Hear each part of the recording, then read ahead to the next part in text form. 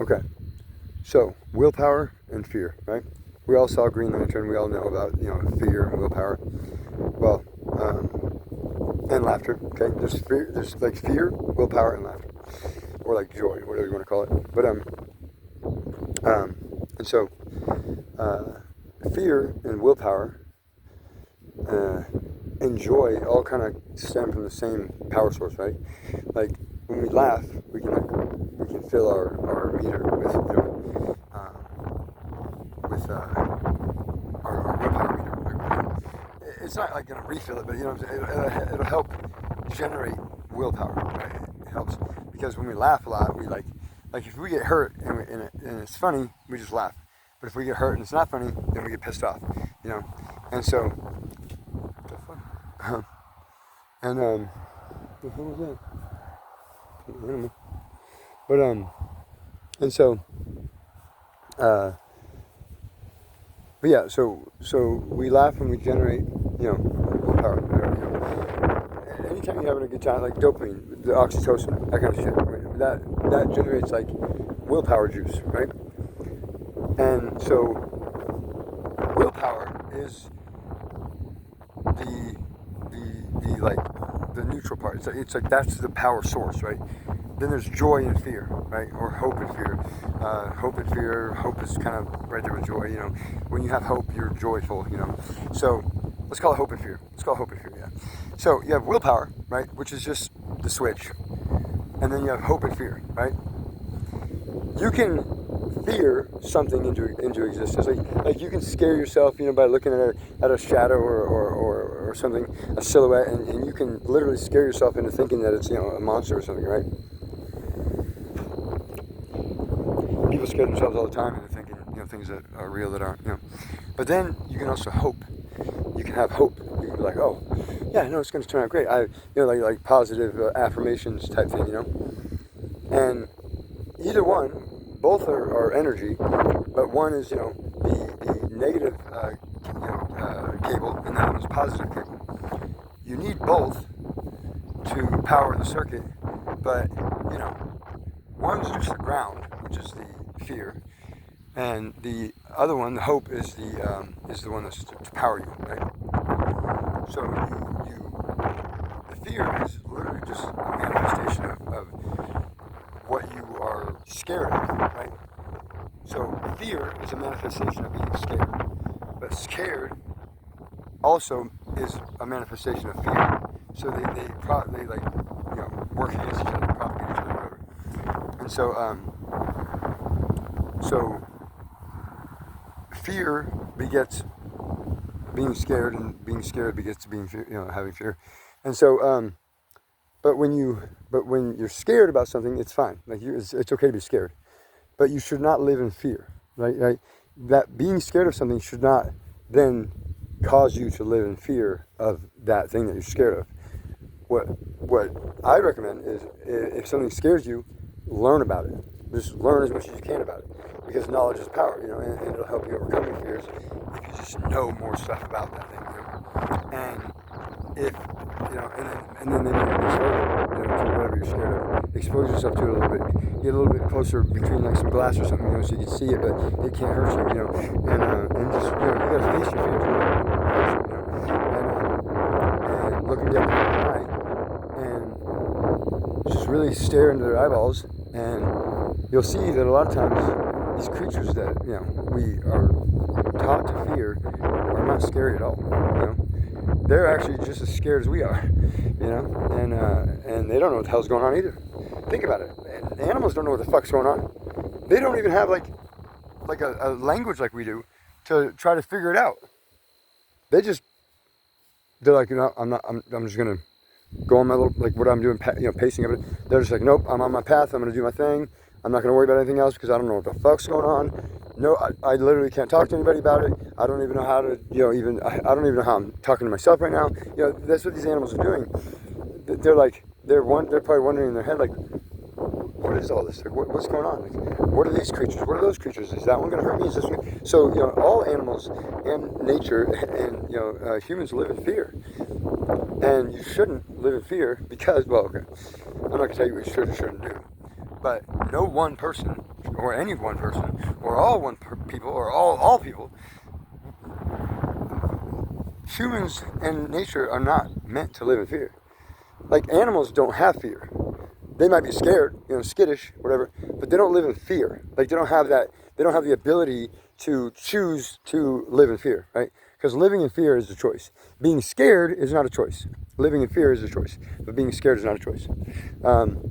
Being scared is just you can't help what you're scared of, just like you can't help what you like to eat. You just have preferences, right?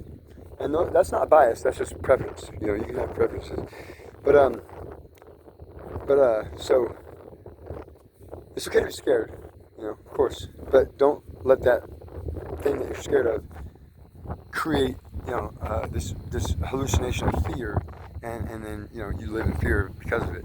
Because a lot of times if you just face your fears, then you'll find out that they're not scary.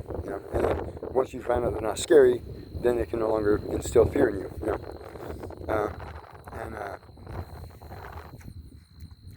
Most people fear the unknown, and so if you just just learn about whatever you're scared of, and it might be growth. But here's the thing: only if it bothers you that you're scared of it.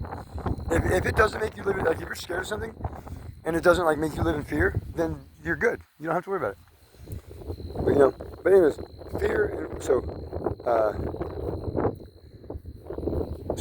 the thing about hope, though, right? Like a hope well, like a hope well. Hope is healing, right? You can hope that things turn out. You can hope, but hope only gets you so far, right? Hope is a really good motivator. Hope is a good motivator, right? Hope is the spark. Hope is the spark. Like, oh, I hope this goes. Hope my interview goes well. Okay, but then I hope well. I hope well. Well, I hope. I hope well. And once you start I hope well, I hope well, well, I hope I do good. Well, I hope I do. You start getting that seed of doubt. You start having a little bit of fear. You're like, wait, well, or not fear, but you start getting scared. You're like, well, maybe I'm not going to do well. But so what needs to happen when you have that hope? Like, oh yeah, this is going to be great. I'm going to do so well. Right when you have that immediate, right? You're like, wait a minute. Let's think about the cons. Let's think about the things that let's think about this fully, right? Let's really, before we get excited, right? Don't get your hopes up until you've nailed down your fears, right? Don't get your hopes up until you've nailed down your fears or what scares you about what you're about to do, right? So oh yeah, man, we're about to go on a trip, and we're going to go to the ocean, and we're going to go on an airplane, and oh shit, I forgot I'm scared of heights, but I really want to go. And it's and then you start it starts to kill you, because you've already gotten your hopes up, right? So first, before you get your hopes up, make sure you got all your fears nailed down, right? And hash those out, hammer them out, and make sure you got your fears okay, what am I scared of? Like what could possibly happen? I'm saying if you're that type of person who lets fear control them, or and a lot of people do. Don't be ashamed of it, and you don't even have to tell anybody that. I'm just saying you can take this advice and just do whatever you want with it, but don't let fear be that controller in your life. What you want to do is take the fear, right? We had the hope well, and the fear will, feral, you fucking, you get that fear will, you get that fear willpower, right? The hope willpower, the hope will only get you so far. The hope will only get you so far. And then the fear will get you the rest of the way, right? Hope will only get you halfway, and fear will get you the rest. Because when you're scared, your adrenaline's pumping.